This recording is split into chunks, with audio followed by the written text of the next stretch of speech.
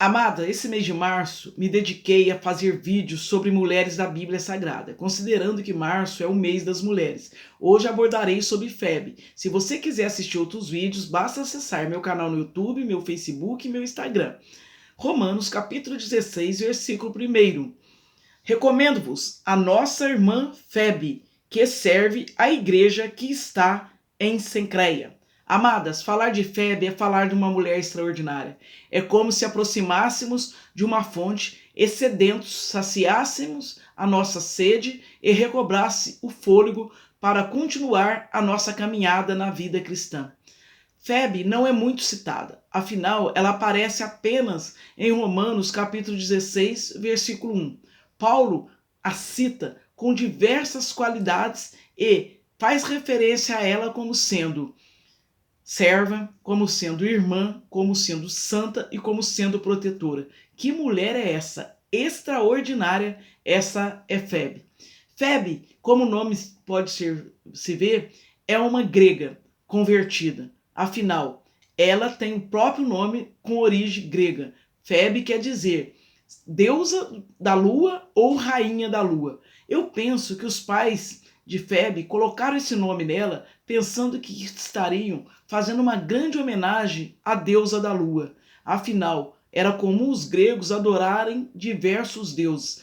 Era esparramada a Ásia com os deuses. Ali tinha Diana, tinha Artemis, tinha Apolo e tantos outros deuses que eram adorados por aquele povo.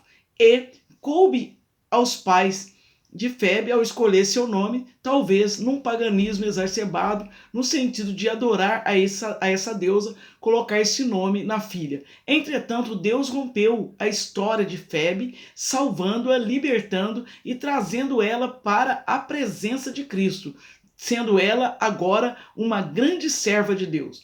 É importante registrar que quando os gregos se convertiam, não era exigido pela igreja primitiva que eles mudassem de nome. Tanto é que Febe, embora tinha um nome em homenagem a uma deusa pagã, ela manteve seu próprio nome. Assim também foi Apolo, que tinha o nome de um deus da Grécia. Manteve-se o seu nome de Apolo, porém Apolo podemos ver como um grande pregador da palavra. Pois bem, Paulo, sabendo que em Roma eles não conheciam Febe, fez uma recomendação para que recebessem ela, porque ela era irmã. Portanto, Febe estava totalmente integrada à igreja primitiva e era uma serva de Deus que tinha entregado a sua vida para o Senhor Jesus, quebrando todo o laço com o passado de paganismo.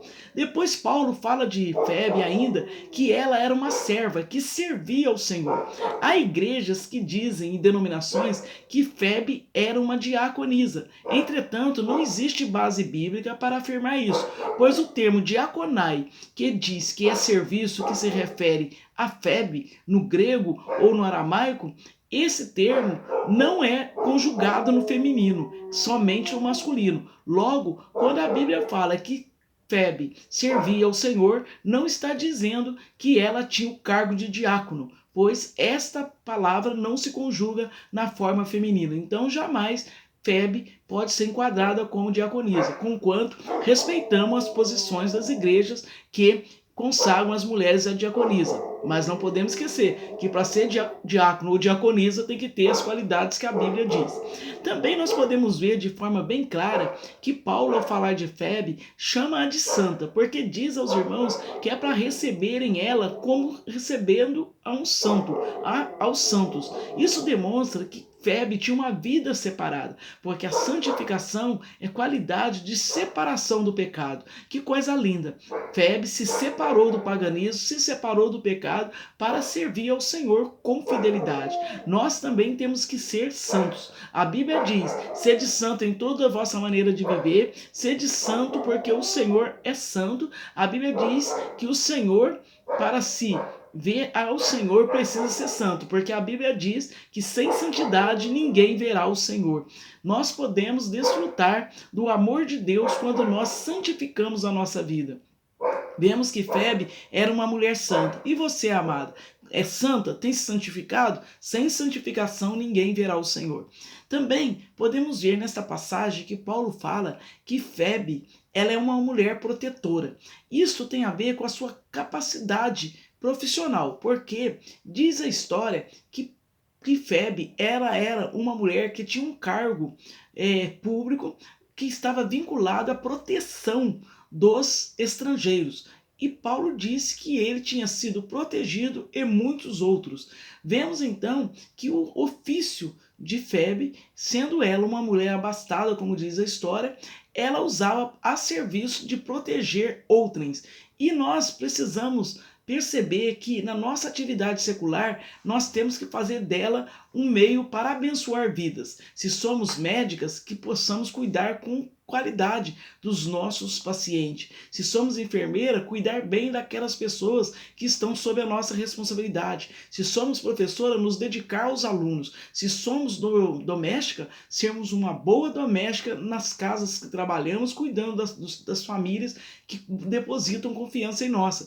Se somos donas de casa, que sejamos uma ótima dona de casa, cuidando do nosso lar, da nossa família, dos nossos filhos e esposas. Deus espera isso de nós. Assim como Febe se dedicou ao ponto de ser falado, de ser demonstrado que ela era uma pessoa protetiva, e aqui não se fala de hospedagem, mas de proteção profissional, porque era no âmbito da sua profissão que ela protegia terceiros, nós também devemos fazer da nossa profissão um elo para o bem de todos. É interessante que certa vez eu vi uma ilustração que dizia de uma moça, uma mulher que tinha se convertido. Ela era doméstica e a patroa olhou para ela e disse: faz dias que eu tenho reparado que você se converteu, mas nada vi mudar na sua vida. Você continua pobre, continua morando em casas simples, continua vestindo comum, não tem carro, não tem bens. O que mudou na sua vida? Não entendi. E a empregada disse à patroa: patroa, vamos à sala que lá eu te mostrarei. Chegando à sala, a empregada levantou o tapete e mostrou para a patroa.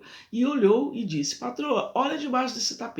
Teve alguma mudança? A patroa disse: olha, não tem mais lixo debaixo do tapete. Ela disse: então, patroa, tá vendo como eu mudei? Porque o lixo antes eu jogava debaixo do tapete, porque eu não servia a Deus. Agora eu faço o meu trabalho com alegria e não deixo nada debaixo do tapete. Lixo vai para o lixo. Assim deve ser a vida espiritual daqueles que servem a Deus. Dedicação, fidelidade, lealdade, e tudo que faz pensando em glorificar o nome do Senhor. E podemos crer que Febe era esta mulher. Vendo tudo isso, nós agora defrontamos com Paulo dizendo: recomendo Febe.